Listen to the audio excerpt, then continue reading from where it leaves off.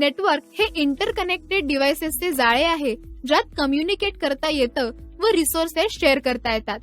हे एक छोटं नेटवर्क कनेक्टिंग डिव्हाइस असू शकतं, घरामधलं किंवा ऑफिसमधलं, किंवा ते जगभरातील करोडो डिव्हाइसेसना जोडणारं मोठं नेटवर्क असू शकतं.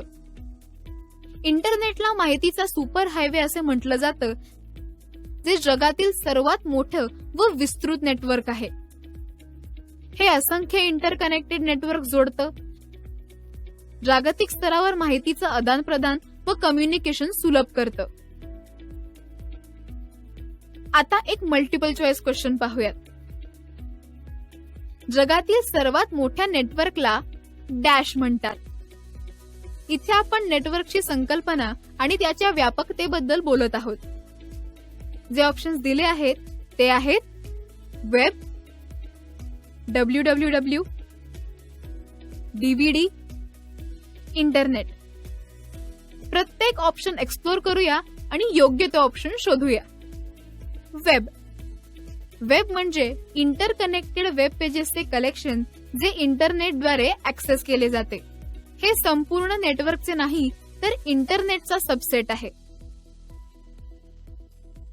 www हे वर्ल्ड वाईड वेबचे संक्षिप्त रूप आहे, जी इंटरकनेक्टेड हायपर टेक्स्ट डॉक्युमेंटची सिस्टीम आहे जी इंटरनेटद्वारे ऍक्सेस केली जाते.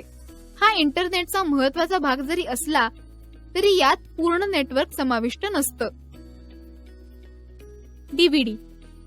डीव्हीडी म्हणजे डिजिटल व्हर्सटाईल डिस्क, पण हे एक नेटवर्क नाही. हे ऑप्टिकल डिस्कचा एक प्रकार आहे जे डिजिटल डेटा स्टोअर करण्यासाठी वापरलं जातं, जसं की मूव्हीज, म्युझिक आणि सॉफ्टवेअर.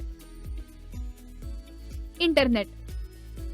इंटरनेट हे जागतिक स्तरावरील सर्वात मोठं नेटवर्क आहे जे जगभरातील करोडो कॉम्प्युटर्स व डिव्हाइसेसना जोडतं व कम्युनिकेशन व माहितीचे आदान प्रदान करण्यासाठी सक्षम करतं व वेगवेगळ्या सर्व्हिसेस व रिसोर्सेसचा ऍक्सेस देतं. तर बरोबर उत्तर आहे इंटरनेट. वेब व www यासारखे ऑप्शन्स इंटरनेटचे महत्वाचे कंपोनेंट्स असले तरी ते संपूर्ण नेटवर्क ऐवजी फक्त एखादा पैलूच दर्शवतात. इंटरनेट स्वतःच एक विस्तृत नेटवर्क आहे ज्यात निरनिराळी इंटरकनेक्टेड नेटवर्क समाविष्ट असतात. मित्रांनो, तुमचे MACIT पुस्तक एक्सप्लोर करा आणि हा विषय इंटरनेट बद्दल जास्त शिका.